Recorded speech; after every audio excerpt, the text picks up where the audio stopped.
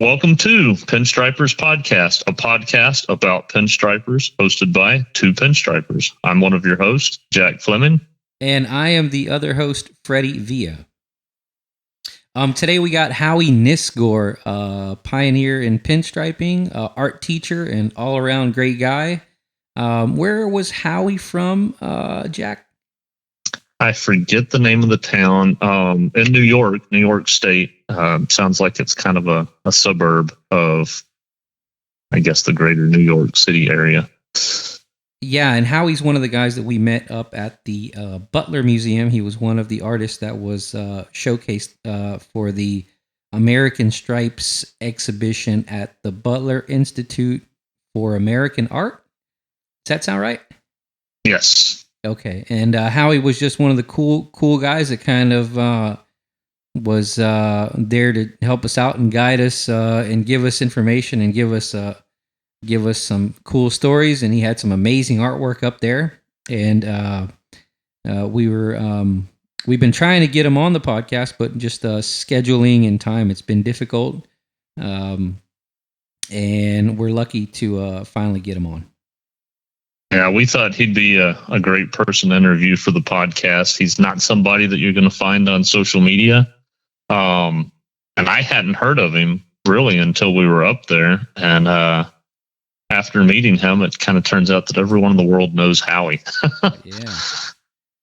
So he's been around for a while, a good while. Lots of good stories to tell. Real quick, before we get into interviewing Howie here, I wanted to make a little clarification from last podcast that we did with Steve Shizeka. The email that we have for the podcast is pinstripers.podcast@gmail. And to find the podcast, to find the podcast, it's Pinstripers Podcast, not the Pinstripers Podcast. So no the on there. Ah, okay. I didn't know that. Yeah, I think last time we said that the was part of it. I went back and looked, and it wasn't. And that's kind of bothered me, so I want to make sure I clarified that. Well, it's good. It's good that we know the name of our own podcast now. Yeah, no, it's good for other people to know it. If you have questions at all that you want to email us, email us there at pinstripers.podcast@gmail. I actually had a question that we got from one of our listeners that we asked Howie during this podcast, and we'd like to do a little bit more of that. So if you guys have good questions, let us know what they are. Also, big shout out to Bryson Arnold. He's helping us with the logo, which should be coming up soon. And you can find Bryson Arnold at Instagram under the tag Bryson_letters. So just wanted to give him a shout out for helping us out with that. Yeah, it's really nice of him to give us a hand with that. Yes. Anything else, Jack, or do we want to go ahead and get started with the podcast? I've got no more business. Let's go ahead and hear from Howie. All right, everybody, the great Howie Nisgor. Well, good morning, Howie. Good morning, Jack. How are you? I'm doing pretty good. Really excited and glad to have you on the show here. Thank you very much for being a willing participant. My pleasure. I guess we'll kind of get started. I don't know. There's probably a lot of our listeners that don't really know you. Where are you located at? I'm in New York, an area called Poughkeepsie. It's about halfway between New York City and Albany. Okay, is it kind of out in the country then, or is it city? Or it's more country, but it's not rural. Right. Kind of suburban, maybe? Correct. All right. How long have you been there? Well, I've been in Dutchess County, which is the area where I live, for over 50 years. Wow. Do you have a shop there then, or? No, I've never had a shop as such, a garage and a workspace. That's what I'm working on setting up here at my place. Has that worked out pretty good for you then? It has. I'm fortunate enough that I have contacts with enough shops that I service that they always provide me space when I need it. Or are you kind of mobile then? Yes, pretty much. Most of my stuff is on site. If it's smaller jobs, then I definitely do them here. I've done a lot of that. Do you travel very far then with it, or? I will be as much as 4 or 5 hours away from here. How long have you been pinstriping for? Well, I started playing when I was 13. 79. So it's been quite a few years. That's a couple of years. Wow. How long have you been doing it for a living then? Well, I've always had it as a sideline, so to speak. I guess full time was when I retired from teaching, which would have been 2002.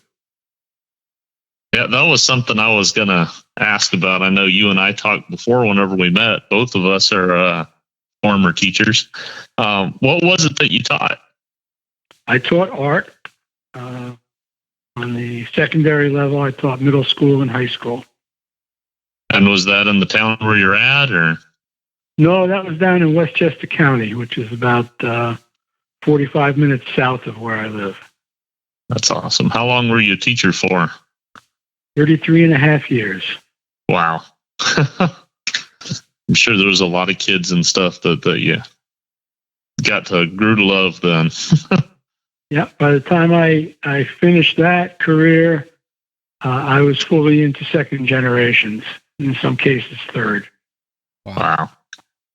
That's really cool. I know. I thought it was really interesting. We talked to Craig Judd a few weeks ago, and he still keeps up with his high school art teacher. I thought that was pretty neat. That's excellent. Yeah, I think there's a special bond for some kids with their high school art teacher. I know I keep in touch with a few of the ones that I taught. Howie, did you ever teach them? Did you ever bring up pinstriping to any of your students?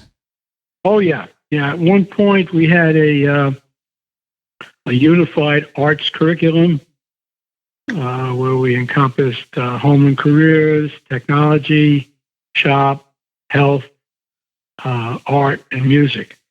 And we used to cross-discipline in a lot of our courses.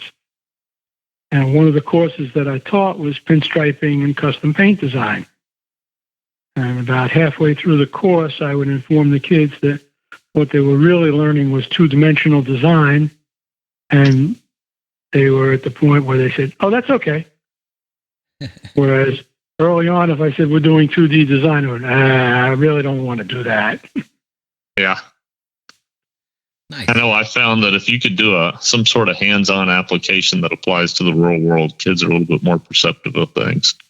Yeah, and the neat thing was that toward the end of the course, when they understood the basics of design and the technique of striping and what was involved, I would run a little car show in the courtyard of our school and bring down some cars and vans that I had done and some that other people did as well, so that they could see a variety of different finished products.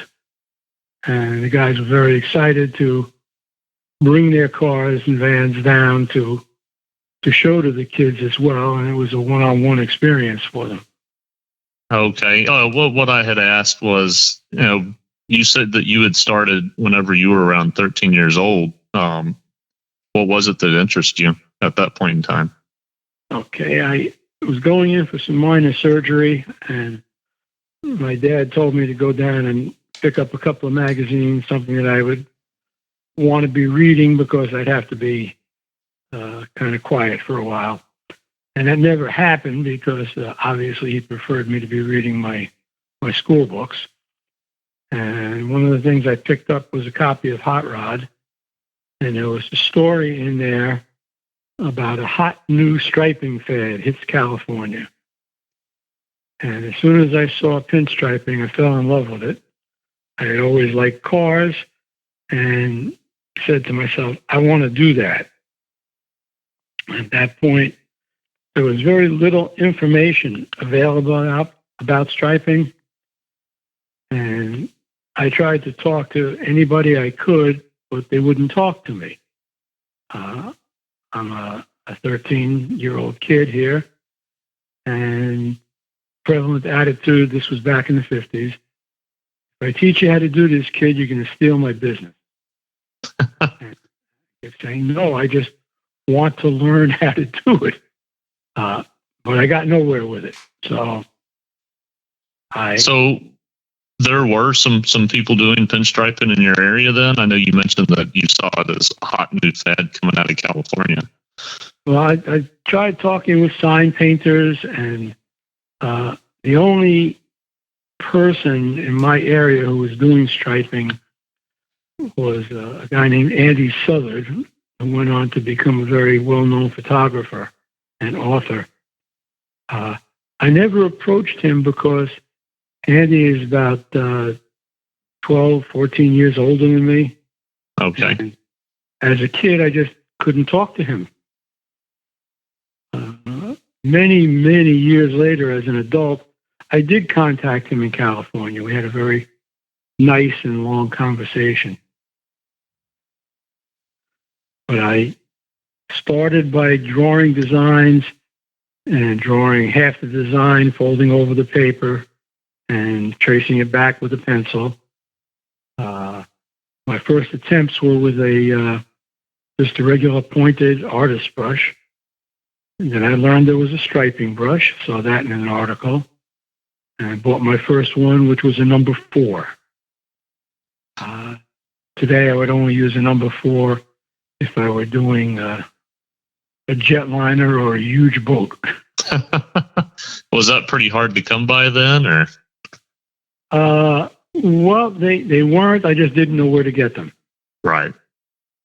And the local paint store is where I found it. It was a Mac number 4. And I struggled with it. Eventually, I found Grumbacher and then used 1010s for most of my life. You say 1010s? I forget you younger guys out there. Basically, there was a Mac brush, there was some German brushes, and there was Grumbacher. Grumbacher was a rectangular plastic handle instead of wood. Right. With metal ferrule, and 1010 was the number of the brush. Okay. I've had Grumbacher oil painting brushes and stuff, and then I know that there was people that were using different brushes for striping before. Yeah, I didn't know the numbers on them. And that today I work mostly with 00s. Okay. And is there a brush that you prefer these days, or? At the present time, most of the brushes that I like the best are made by Mac.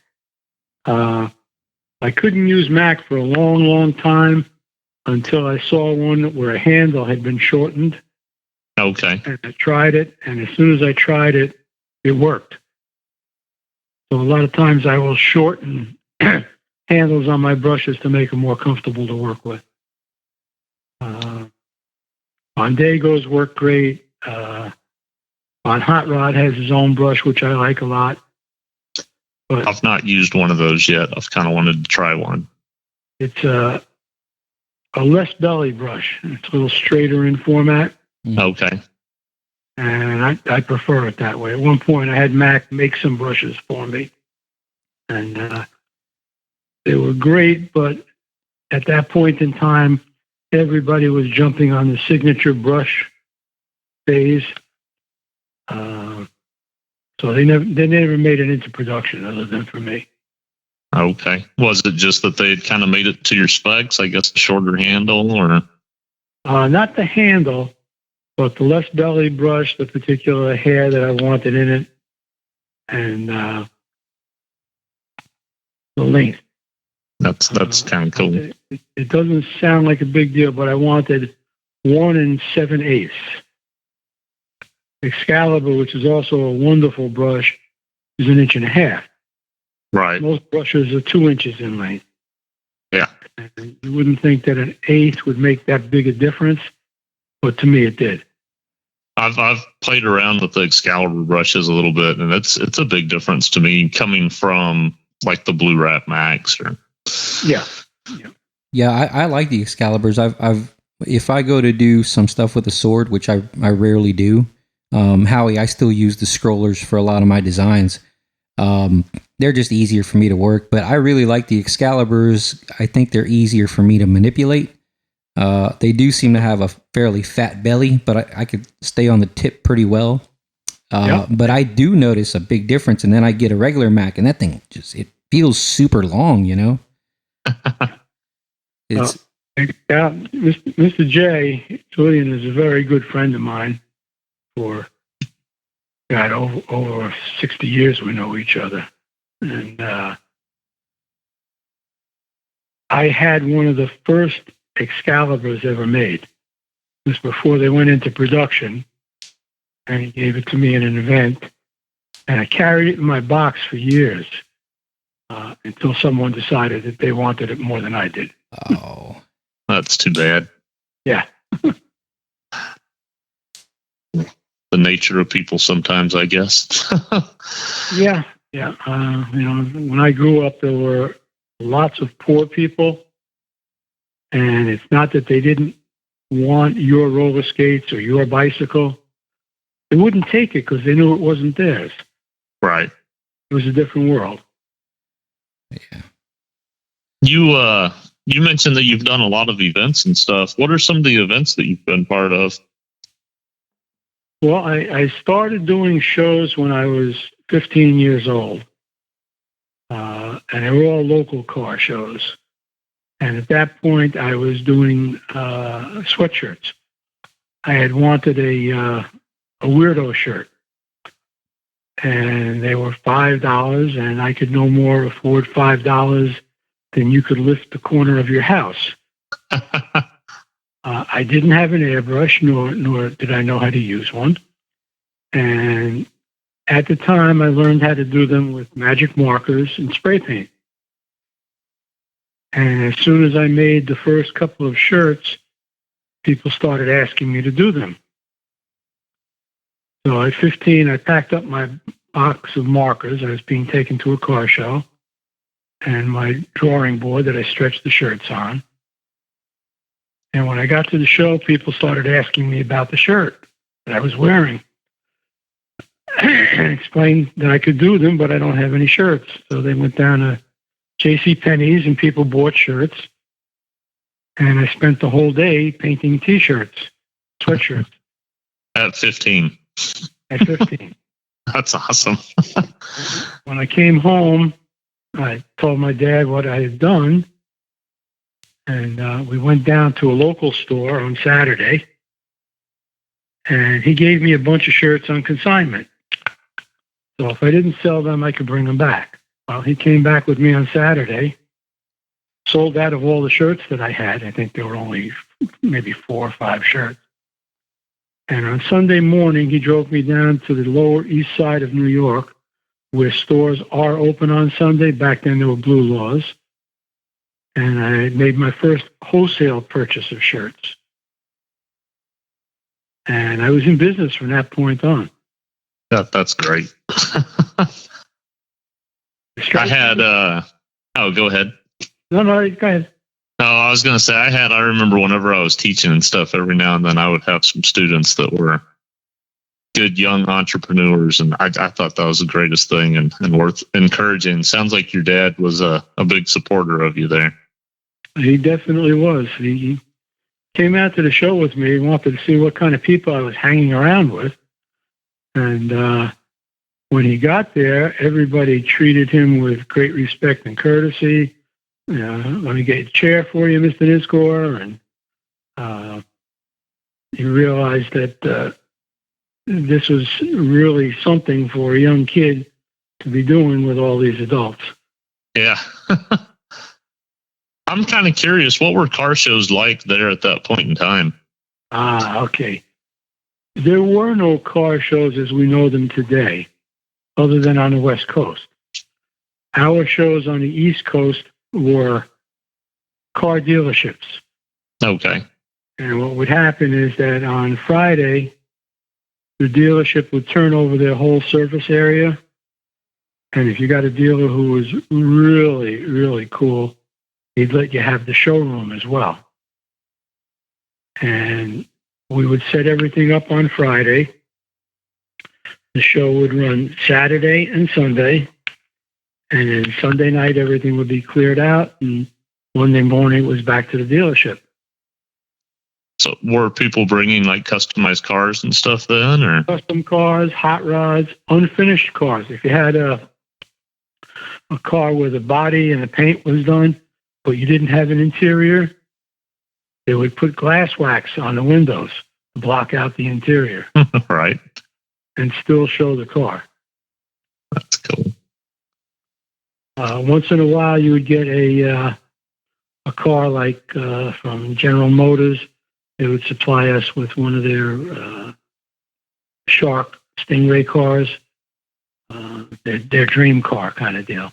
And that would go stanchioned off into the showroom and be a big feature of the show. That's pretty neat. When did things change, I guess, more into what we kind of know car shows as now? I would say into the around the 60s. Okay.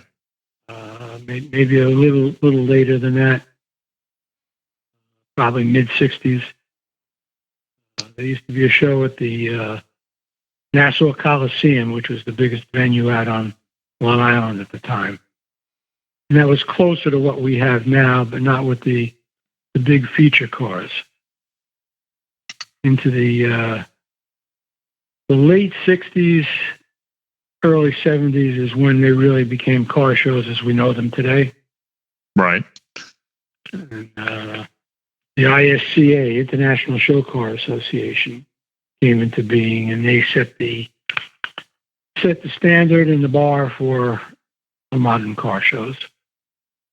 You said you were doing shirts and stuff at the car shows then. When did you start actually striping on cars at shows? Well, I was striping at the same time. Oh, okay. Yeah, but the work was kind of brutal, to be honest. And I have some early examples. And when I teach my pinstriping classes that I do now, I always show them where I started from. So you are teaching pinstriping classes now?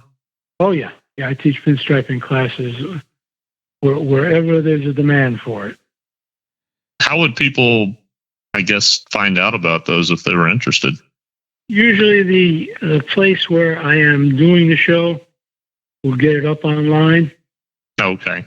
And get the word out there. I'm kind of a dinosaur. I regrettably don't use a computer at all. I don't know if that's a bad thing or not. Well, as you guys know, I'm still working off a flip phone. So there's a lot that I miss out there because I'm not up with the technology and the all the different sites. Well, I'm going to tell you, Howie, the technology out here isn't making people any better. So you're probably, it would just be nice to be more abreast of what's going on. Yeah, understandable.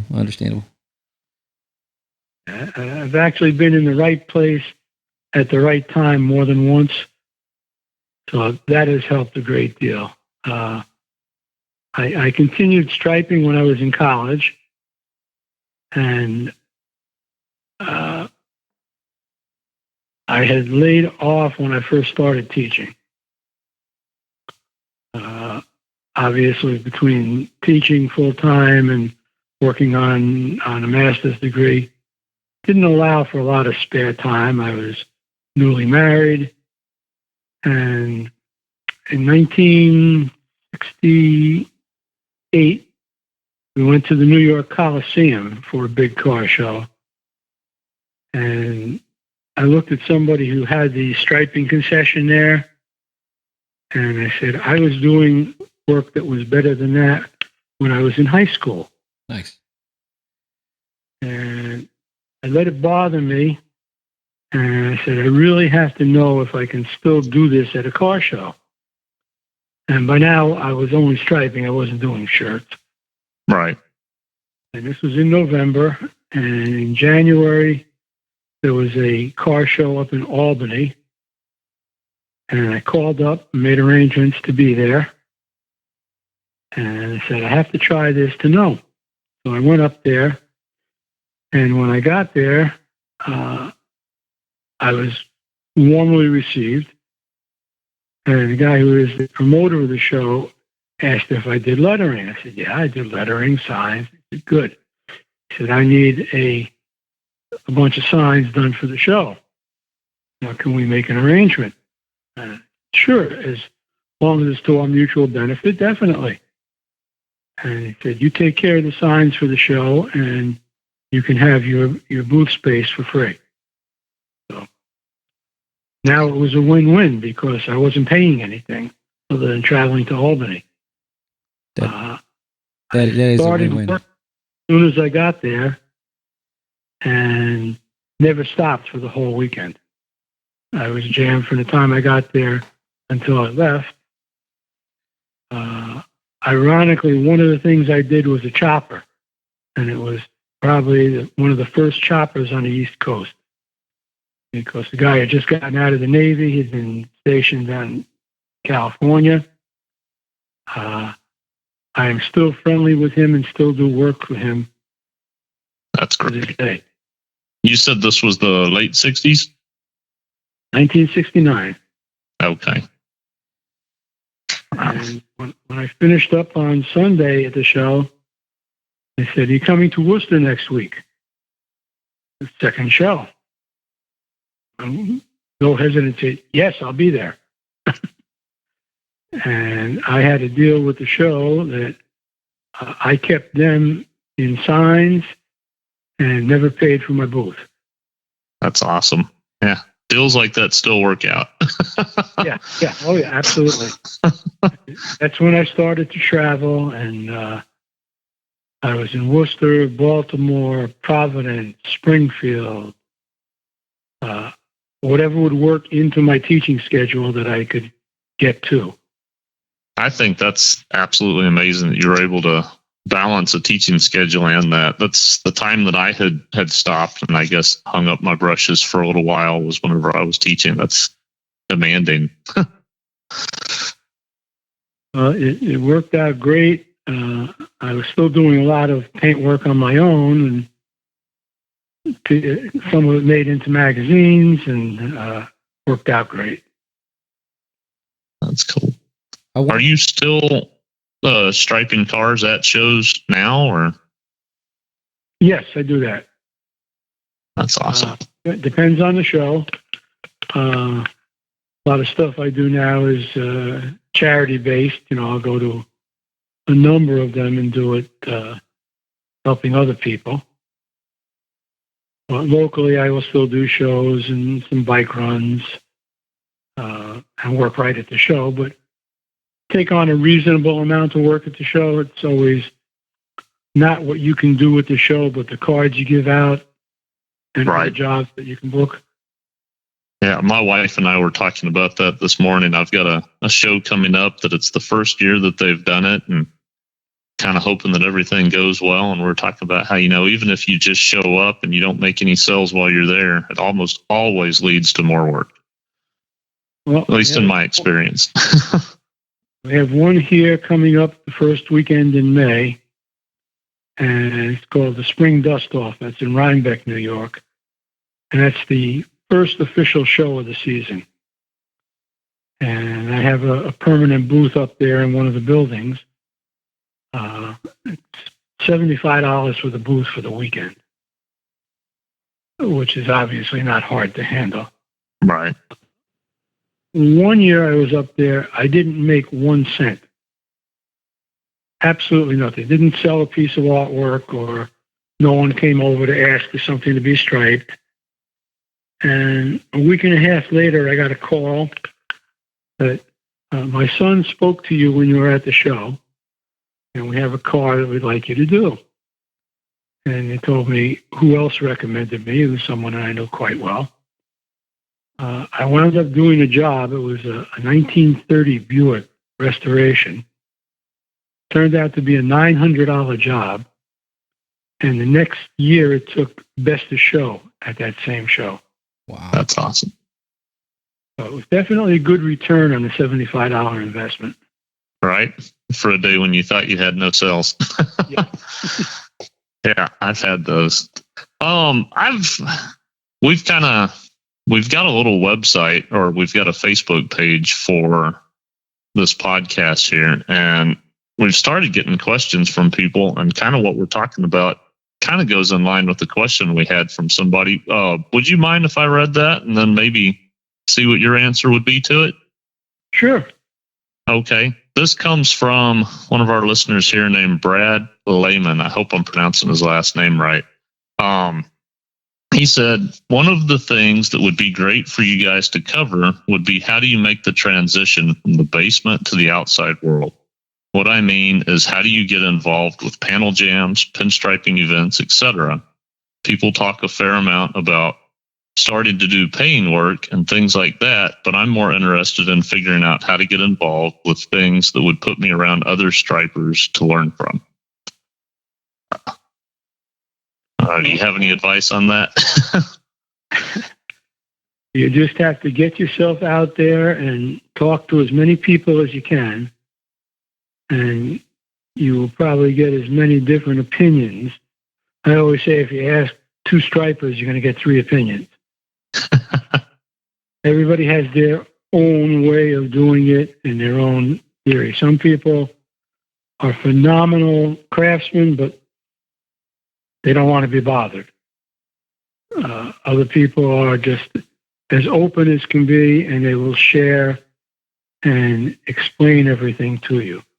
So don't be put off if you get someone who is standoffish.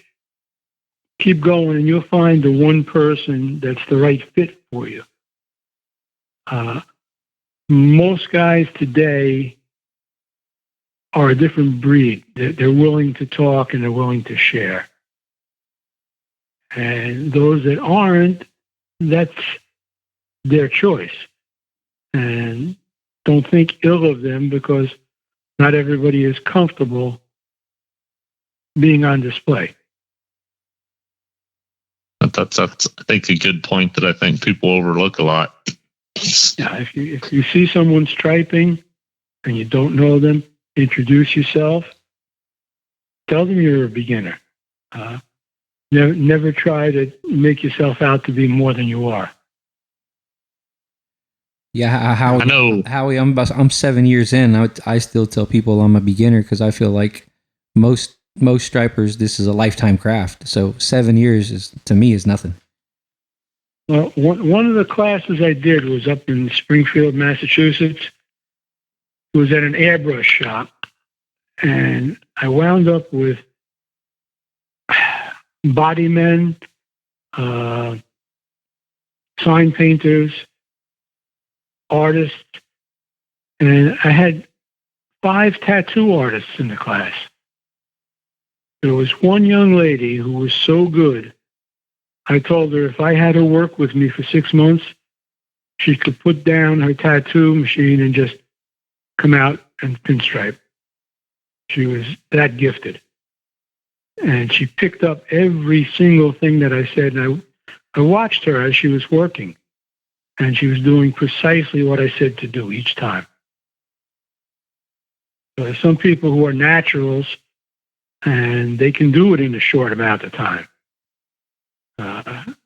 There's a striper in my area who will go nameless, but he's been doing it for 30 years and still can't get it right. And I've tried to help him, and it's like talking to a wall. So at this point, I've given up. Yeah, I guess some of that stuff does have to come naturally. Yeah. And from teaching, Jack, I'm sure you're familiar with this, desire often exceeds ability. Yeah. If someone wants to do it badly enough, they're going to do it. They're going to figure it out. Yeah, I think that's desire. I think we were talking to I don't remember if it was when we were talking to Steve Shazaker or if when we were talking to Craig Judd, but that was one of the things that we talked about then. And I don't know that there's anything as important to have as desire. Now, Craig Judd's a pretty cool guy. I met him a couple of times in California. But when we were in Ohio, it was the first time I ever got to spend some time with him. Yeah, that was the first time I had met him. He really, really nice guy. Yeah, he was super cool. By the way, I got this thing running again, so I think we should. I think we should be good this time. All right.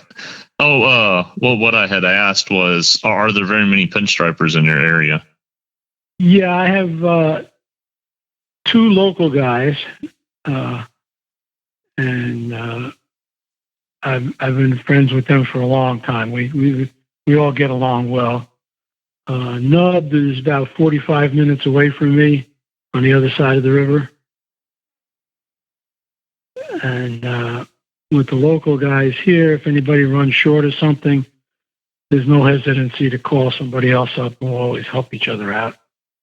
Yeah, I've found that where I'm at too. It's I feel like, we met you in Ohio last year and a bunch of other people there, and I've met people here locally, and there's just always kind of a brotherhood. It seems like everyone's there to help each other out. I don't really feel, at least for me, I haven't felt that people are really competing or having ego issues or anything like that. There's always enough work to go around. Nobody has to corner any market. And one of the fellows here, Jimmy Halpin, Jimmy and I have done a number of jobs together. Gold leaf fire engines, work collaboratively on bikes, done some lettering jobs in concert. So, within pinstriping, what kind of work mostly, I guess, would you say that you get or that you do? Scroll work, a lot of 50s stuff. People like the old school. It wasn't old school when I did it the first time. It's just what we were doing. And there's a misnomer with that, too, that if it's old school, it's got to be crude. And no, that's not the case. You need to look up work by Tom Kelly and old work by Andy Southern, and people will understand it. When you were getting started, you said in the late 50s and stuff, were there people that you knew the name of that were, I guess, big influences to you? Oh, absolutely. There was Dean Jeffries, Ed Roth. Over the years, I've gotten to meet quite a few of them. I met Roth on several occasions. Tom Kelly was a big influence, and now he's one of my friends. That's awesome. Where's he out of? Kelly's out of California. Okay. He worked with Roth and his grandfather. His grandfather was the Baron. Baron was a striper. And he faced Kelly from the time he was 13. And a lot of the airbrush shirts that came out at that time were done by Kelly. Right. Was there anybody that was ever kind of a mentor to you, or? There was, but not in striping. Okay. There was a local sign painter named Maurice Rudman, and Maurice had a sign shop right near my high school.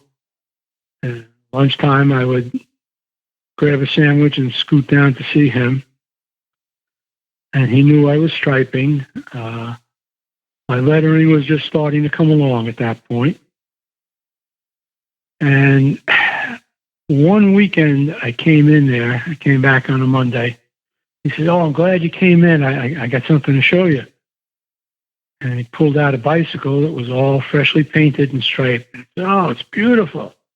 He said, "It's my son's bike. I redid it for him as a surprise." And I said, "Oh, Maurice, it's great. What did you use, a sword or a dagger? What number did you use?"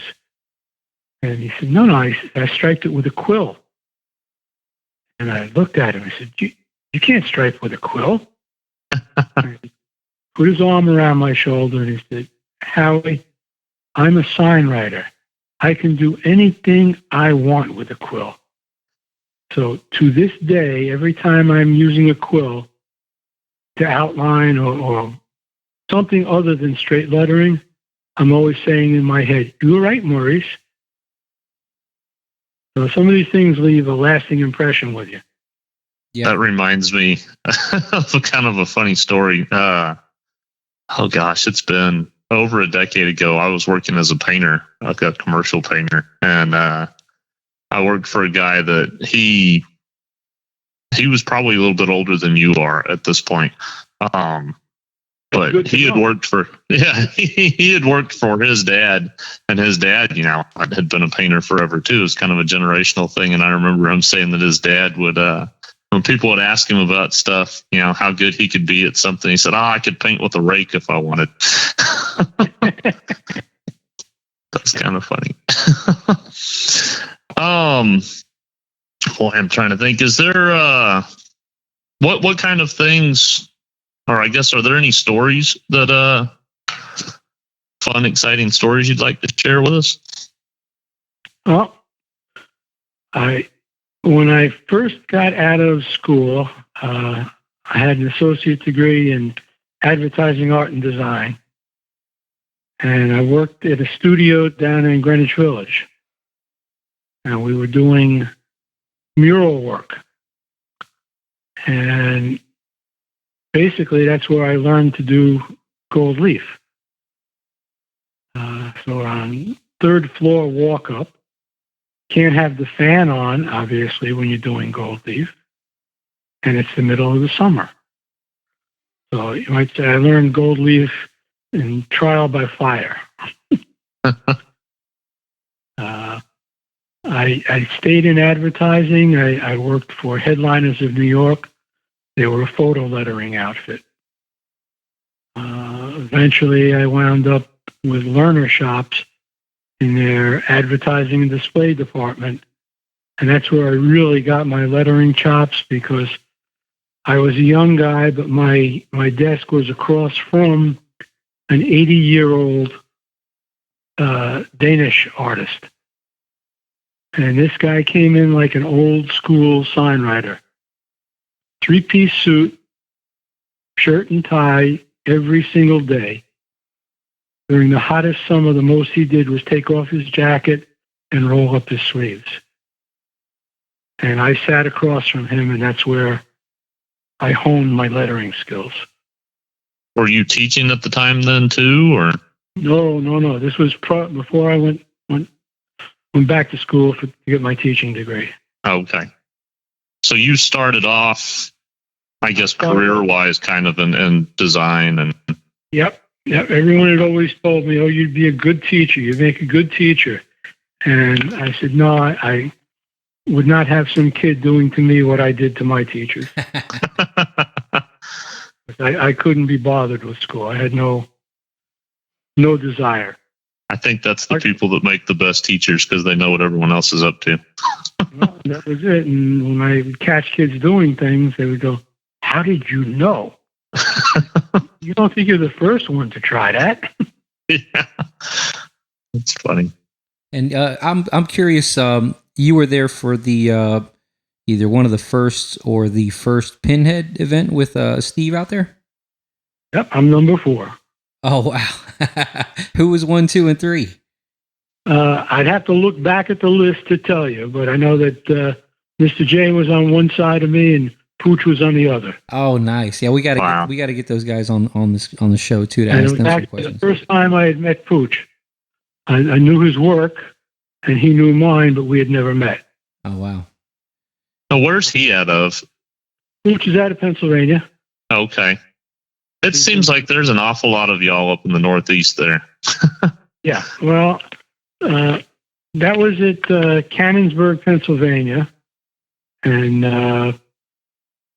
it's called Attitude, which is a good name for it. The first national letterhead event I had gone to. And it was the first time there were that many Pinstripers in attendance. And also the first time I met Bob Bond.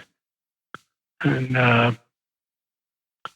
I had one guy who knew someone I had gone with, and he was bugging me to give him some of the basics of striping.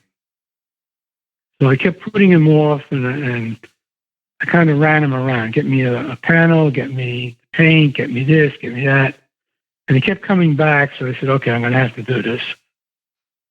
So we kind of went off into another building. And I set up and ran him through some of the basics and got the brush in his hand. And I said, I know there are a lot of other stripers. Let me see who else is here. And the first guy I ran into when I went outside was Gary Steele. And he came in and he was showing him stuff. And little by little, all the stripers started to congregate. And that's when we did the first panel jam, passing the panels around. And I still have one of the original ones from Cannonsburg.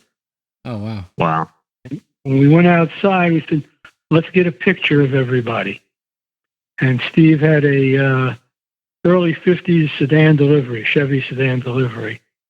And we all gathered around the car. We got into position, everybody holding a panel. And Dave Hightower said, we're never going to remember everybody. So he took a Sharpie and he went around and he put a number on everybody's shirt. That's how you became number 4. That's how I became number 4. It was the order that we were in when that picture was taken. Oh, wow. And does anybody still have that picture? Oh, yeah. Yeah, that's been published a number of times. Wow, we got to find I'd like to see that. Yeah, That'd we be got to neat. find that. We got to find that. Well, not only do I have hair, but it's a dark color. Hey, Oh, you're doing better than me then on that one. I'm on my way, Howie. I already got the good fade going. I got the salt and pepper. What happened is someone said, let's see what the Pinheads are doing out there. And next thing you know, we had a huge crowd all watching us stripe. And when I came back, I said to my daughter, we're going to take Pinheads and make something out of it. So that's when we came up with the acronym. And then I guess Bob picked it up and ran with it and made Pinheads into what it was. And it's really, based on the letterhead philosophy, on helping each other out and that kind of stuff. The numbers got to be an issue because people wanted special numbers, and it was good setup. Got a lot of us together. I don't remember if we heard it whenever Steve was on here, but what's the acronym for Pinheads? Hopefully I can get it straight. Pinstripers International Network, Historic, Exotic, Artistic, Design, Stylists. That's cool. Yeah, I like the exotic part peppered in. Are there other, I know you said you do stuff for charities and whatnot. Are there other panel jams and stuff that you're involved with? Or?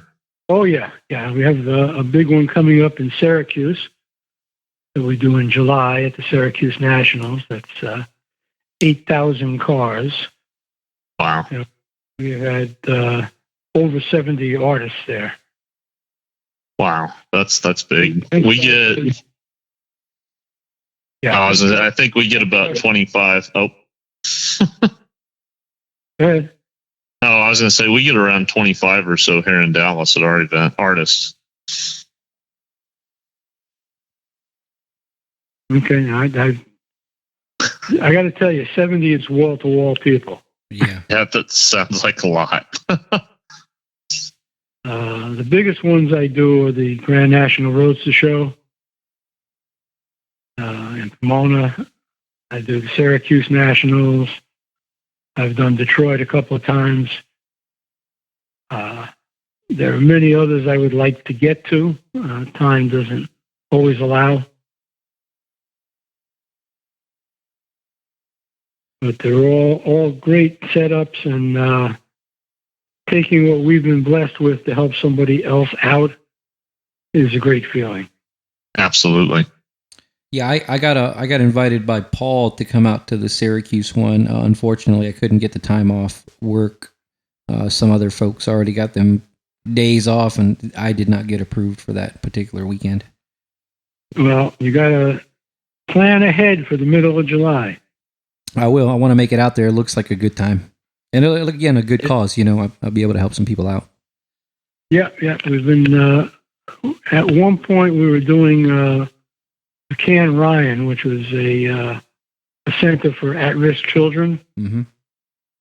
And they told us one year that if it wasn't for us, they would have closed the doors. Man, That's awesome. We kept them going, and then they picked up a grant, and they're in good shape. And for many years now, we have done Ronald McDonald House. mm-hmm. And had occasion to visit Ronald McDonald House and see the way they care for the people there. It's a fabulous organization, and they are greatly appreciative of anything we do. A lot of organizations tell you, and I resent this, how much they expect you to raise for them. Mm-hmm. The only thing you should be saying to me when I raise money for you is thank you. Yeah. And as I tell them over and over, it's my pleasure to do this for you, and I regret that we have to do it. I would prefer there was no need for it. Well, yeah. If people weren't in need, it'd be a better world if we didn't have to go through this stuff to, help the down and out. But there's a lot out there still need help, right? The Roads to Show changes each year. There are different charities involved. We've done one for an organization that it's a gene therapy replacement, and it works with infantile blindness, and has actually given sight to some people. It's not always successful, but it has worked. Wow. And in one event, we did $100,000 for them. Wow. Detroit does leader dogs, providing seeing eye dogs. Okay. And all the training that goes into that. In California, we have done several times for an organization dealing with human trafficking. And on one of those trips, Marshall, I don't believe you guys know Marshall Knapp out of Detroit. No, I don't know him. Marshall and I do the Roads to Show. And we went on a ride along with an undercover officer. And she took us out to the places where all the human trafficking is flourishing. And you will see 13-year-old girls out on the street corner. That's horrible. And they're tattooed with the pimp's initials and sign, and horrendous, absolutely horrendous. And it's a harsh reality, but the stuff that we do for them helps them tremendously. And one year they took us out to show us their new facility that we helped fund. So that's cool. It's amazing that, a craft, something that we have in art form is able to reach out and do so much for so many people. Absolutely. And people get some art. People, more art is created, which touches even more lives by inspiration through that. Well, one of the great things about doing this, are you guys familiar with panel jams, time panel jams? I've seen them. I've not been a part of one yet. Okay. Yeah, same here. I've seen it, but I haven't been. Usually 6 artists, 2 minutes per panel. You get 5 identical, when possible, or very, very similar backgrounds. I have one artist pick all the colors. Reason being that if you tell people just to bring their color, invariably 2 guys show up with the same color. Okay? And if one artist picks them, then all of those colors are going to work on the background, whether it's light, dark, bright, subtle. And each artist gets a color and 2 minutes to work on the panel. At the end of 2 minutes, you move to the next panel over. We rotate around. So we'll set it up on an A-frame easel, so the 3 on one side, 3 on the other, and you keep walking around the panel. At the end, everybody signs them. Then they are either auctioned by number or by panel. If they sell by number, somebody buys the right to make first pick. If they're sold by panel, then it's each panel that goes up. That sounds like a fun way of doing it. Now, here's a way for our supporters, and very often our own artists buy the panels, because it may be the only time that those 6 artists ever collaborated on something. Yeah, and it had to happen in person. Yeah, yep. I have had occasion doing it where I have stacked the deck. I have picked 6 top guys to be on the panel jam. Those 6 panels were sold before the panel jam started. Yeah, I can. Those are probably the ones bought by other artists, I assume. Most often. But I also will bring somebody new who's never done a panel jam before, give them a tutorial, and explain to them, when you come into the jam, you're not creating your own panel. You're creating a pathway for 5 other artists. So either go small and tight, dead center, go big and open, stay around the perimeter. Because when you put your lines down, 5 other people have to go around you or through you. Right. And at one point I was traveling. There was a group called the Legends of Pinstriping. And this was put together by a guy from Iowa, Greg Stokesbury. And we were in one of the shows. I believe we were in Wichita, either Wichita or Tulsa. And a young guy came up, and I actually did a pinstriping class at the show, Pinstriping 101. And it was a guy, a young guy, very interested, and was picking it up very quickly. Gave him a brush at the end and encouraged him.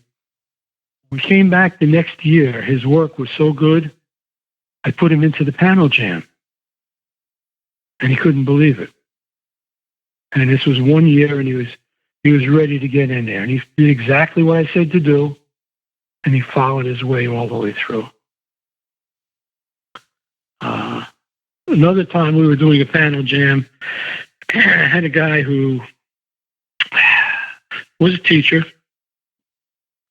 had a group, was teaching them pinstriping, and he was teaching them lettering with a pinstriping brush. And I called him on it. I said, "This is ridiculous. Why are you doing lettering with a pinstriping brush?" He said, "Well, I don't have any lettering brushes." Well, then you get some. But you're starting these kids in the wrong direction. So he was mediocre at best at striping. And he decided he was going to get into the panel jam. I'm going to be part of this. I'm going to be part of this. Okay. You're about to learn a lesson. So I put him to my right. I said, "I want you right over here." Okay. We're going to be passing panels from left to right. We usually go the other way, but I said, "I want it this way this time." And I was in the middle. He was on the end. We do the first panel, and I started with an asymmetrical design. Passed the panel to him. He starts off by scratching his head. Doesn't have a clue what to do with it. The guys I went down there with knew exactly what I was doing, and they're chuckling this whole time. Second panel comes up, and we had gridded some lines on there. I decided to be cruel, but not heartless. I did only the right side of the design. Oh. Or it should be a symmetrical design, but I only did half of it. Passing the panel. Once again, he's standing there and he's staring at this, not knowing what he should do. You guys would look at it and say, okay, I need to do the other half of the design, and I need to do it in my color. Yeah, and match it. He didn't have a clue. So the third panel, as soon as we set up, I looked at him. I said, have you had enough? And he went, oh, yes. Okay. And then I gave him a regular design to follow. You gave him a teardrop shape after that, huh? Yeah. You got the message. Well, that's funny. Well, Jack, remind me never to pinstripe with Howie. So, you guys are safe. I have nothing but the greatest respect and admiration for what you guys do. I want to say a quick story. When we were down there in Ohio, I'm sitting with Howie and Paul. We're eating. I don't know if you remember this, Howie, but Jack was chopping up. Talking to I think it was Vincent. I can't think of his. Okay, Joe Vincent. Joe Vincent, and you were talking to Ted Turner, and Howie points at me. He's like, "Listen to what they're saying." He's telling me to listen, but I don't know anything about custom painting, Howie. So I'm like, "Well, I'm gonna go get some pie." That's all I could think of. I said, "I'm gonna go get some pie," and I get the cherry pie, and I get a giant plate. And then Howie and Paul are like, "Man, that blueberry's pretty good. You should go try that blueberry." And I said, all right, I guess I just had a big old plate. And they're like, well, you're not going to get no blueberry? I said, all right, man. So I go down there, I get another plate. And then they're like, man, but that apple pie is really good too. You really need to try that apple pie. Oh my God. And I've been trying to watch my weight. It's difficult. But, Jack's over here getting lessons in custom paint and like the different dry times and this and that. I'm over here being pressured to eat all the pies by you guys. I just thought it's something that I think about when I think about you guys is I got pushed to eat all the pie. That's what it's all about. You got to have a good time too. Yeah, it was good. I thought it was kind of neat talking about that. When we were at that show in the Butler, I was looking at a piece that you had done, Howie, and it was a paintbrush, and then it had a striping design, if I remember correctly, coming from the paintbrush and filling the composition of the piece there. And I noticed, I started following the lines on it, and you had the lines transitioning from one color to another as it went around. And I went and grabbed Freddie, and I said, Freddie, you got to come look at this. And he's looking, and he's like, yeah, I saw it. It's really neat. I said, no, look at the lines and really follow that. And he started following it. And then all of a sudden his eyes lit up. He's like, oh, wow, that's so cool. And that's the one thing that I really remember about your work from that is I kind of knew at that point in time when I was looking at it that you were probably an art teacher at some point in time. Well, I cheated. I have 74 credits past my master's. So it does help. It's pinstriping, but it's art. Yeah, what struck me with that particular design was I didn't realize it. When I first saw it, I thought it was multiple lines. It was one line that turns into it hits the full spectrum of color. But the way you did it still looked like separate lines, but it was all connected. And there are a couple of sections in there that are freestanding, okay. Or they may be connected back in, but almost the entire line color shifts all the way through. And you can't see the seam. You can't see where you went from one color to the other, which was extremely impressive. That was the whole idea. It was just supposed to gradually blend and go through the spectrum. Yeah, it was beautiful. or Are power. there you practice other than lettering and pinstriping? Say that again? I said, are there other things that you do other than pinstriping and lettering art wise? Or? Yeah, I still do a lot of logo design. I stained glass, acid etching. I've done a variety of things. I used to do a great deal of pottery. I can throw on a potter's wheel. Nice. I have exhibited and I have sold, but the bulk of what I do now is all striping and lettering based. Okay. When you say stained glass, like with cut and let it in and all of that, or? I don't lead. I use Tiffany, the copper foil method. Okay. Each piece is surrounded with copper foil tape, and then all those pieces are soldered together. Right. You said you're not really doing that anymore, though. No, once in a while I'll do a couple of pieces. That's really fascinating.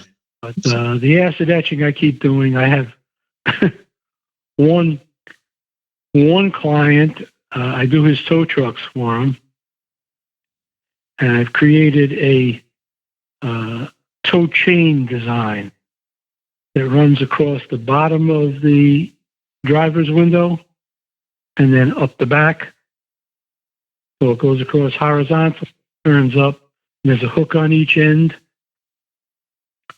And I've probably done 10 or 12 trucks for him so far. Wow.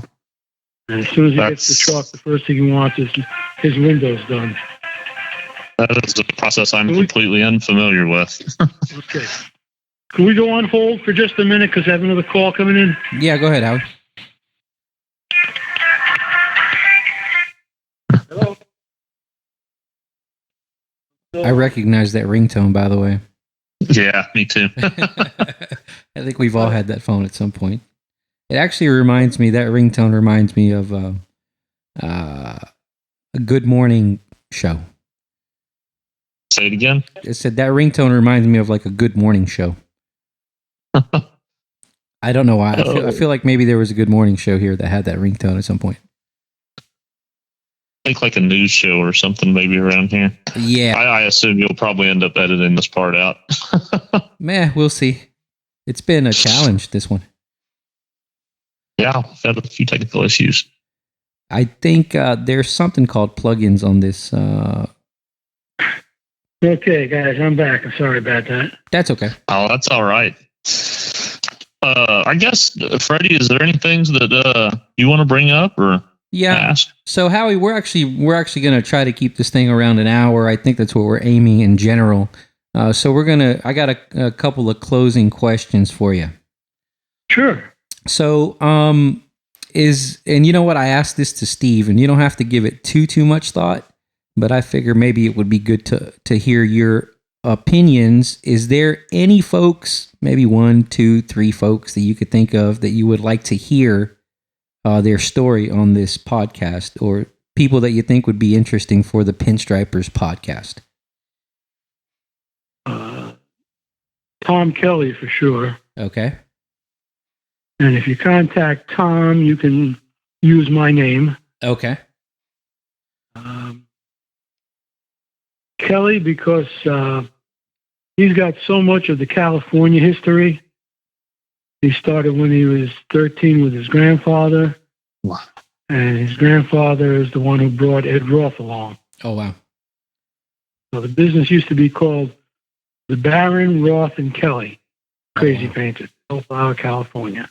Okay. All right. If you could ever get a hold of Glenn Weisgerber. Yeah. I watched a couple of his videos on YouTube.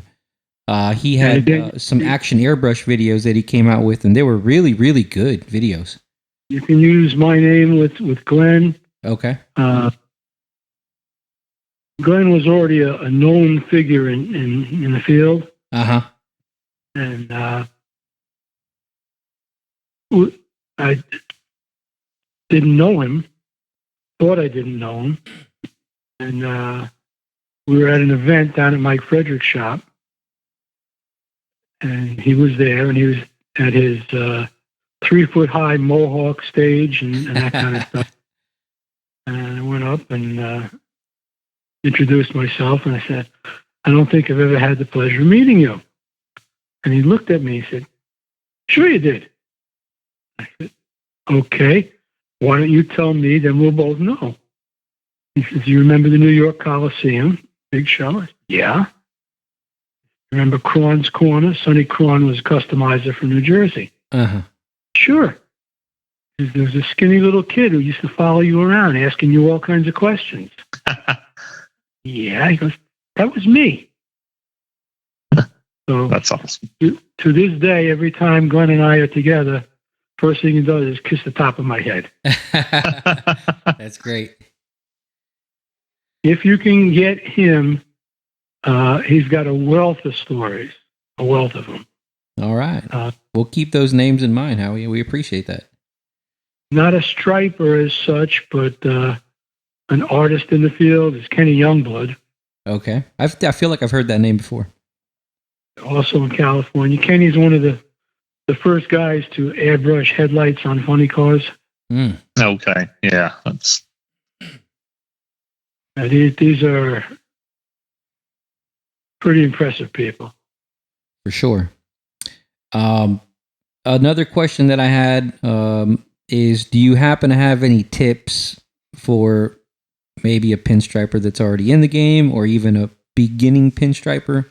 Just a general tip that might help people get along within this journey.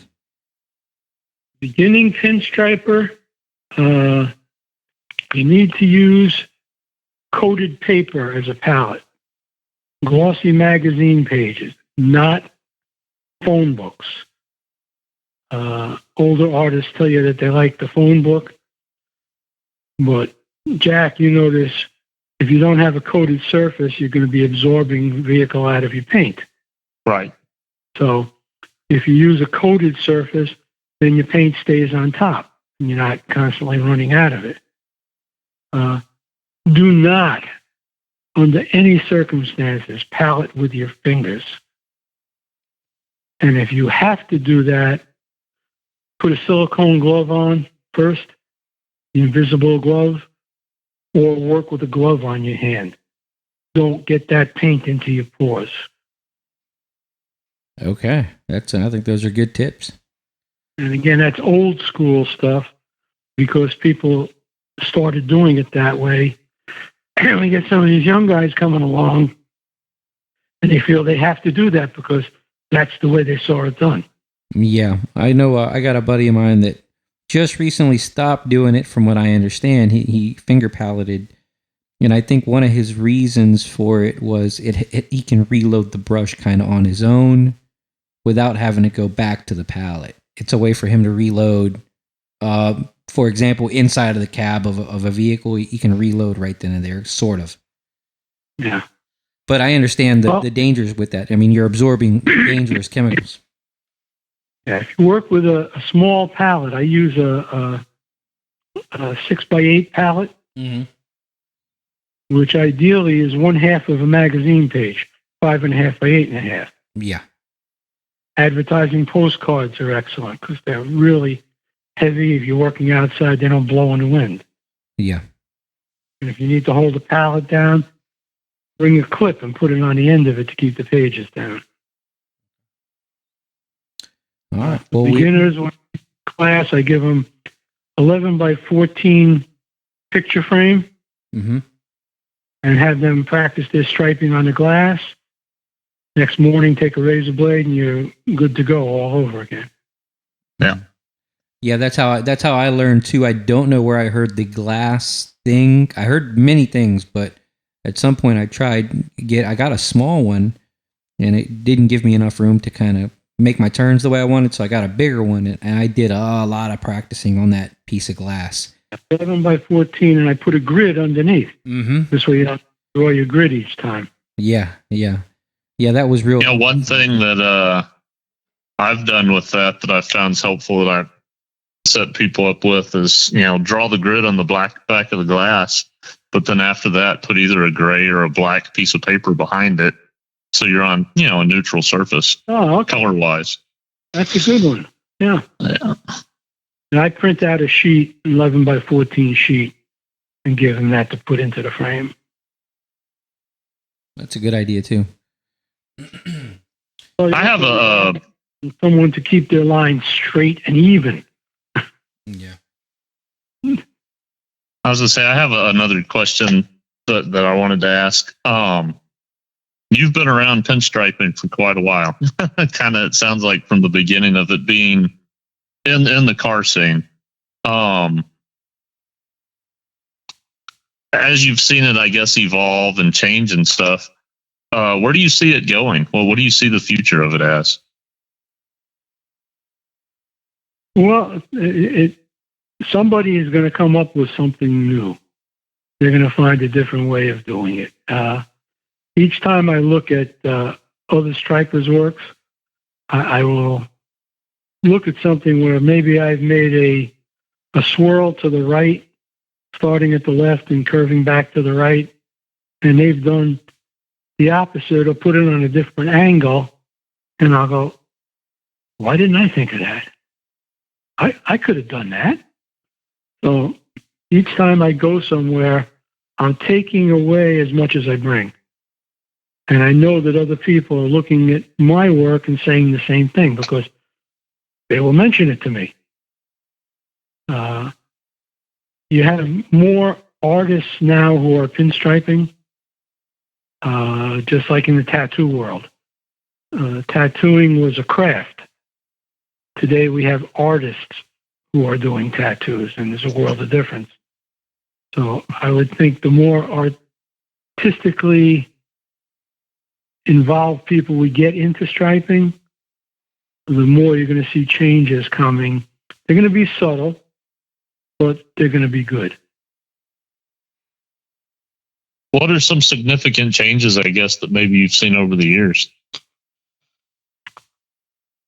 Well, geographic pinstriping. If I go up to New England, there's a wonderful artist up there named Larry Hook, and he has his own totally unique style. The Midwest has some of the tightest stripers I've ever seen. California has a whole different style, and the swirls, the scrolls. It's amazing what you can see. I'll look at a vehicle and I can almost tell you where it came from. Mm-hmm. That's neat.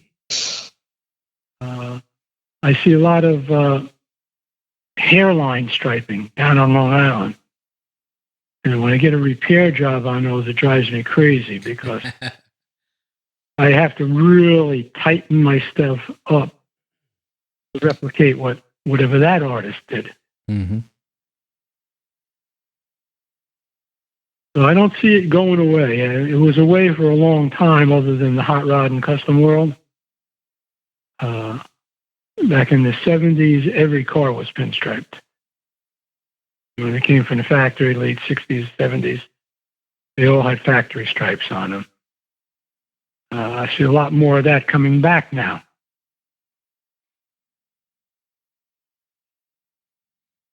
Well, you see a lot more coming to newer cars, is what you're saying? Yeah, I see a lot of people getting new cars striped. Yeah, I see a lot of new trucks around here that are starting to get stripes on them where I didn't see that before. Well, Howie, I think we've about covered all the stuff we were going to try to cover. I'm worried about this computer crashing out on me again, so I think we might call it a day, and I'll say thank you very much for your time. We're honored to have you. You are very welcome. Yes, sir. And I'm thinking, at some point I'd like to make our rounds, and I haven't even spoken to Jack about this yet, but I'd like to come around and check up on folks maybe in about a year, and we could do another one or so. Yeah. Sure. If there's anything you need in the interim, or if this didn't work and you have to do it again, no problem. All right. We appreciate you, Howie.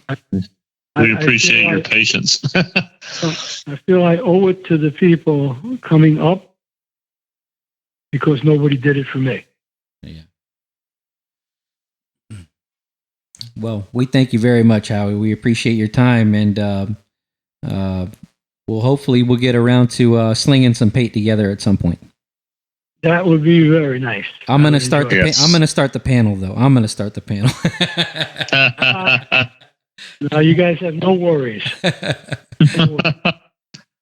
if you ever want to do a collaborative panel, just start it up and send it out. That would be a treat. Yeah, that'd be fun. I'll maybe we could start that with, because me and Jack were wanting to do one, so maybe we could end it your way. We'll send it your way afterwards. Just remember the people who have to come after you. For sure. For sure. Especially us older folk. Oh man, we're going to try and trick you then with some asymmetrical stuff. Oh, that won't trick me. That makes it easier for me. Yeah. Although, as you know, Jack, it's harder to balance an uneven number. Yeah. That's true. That is true.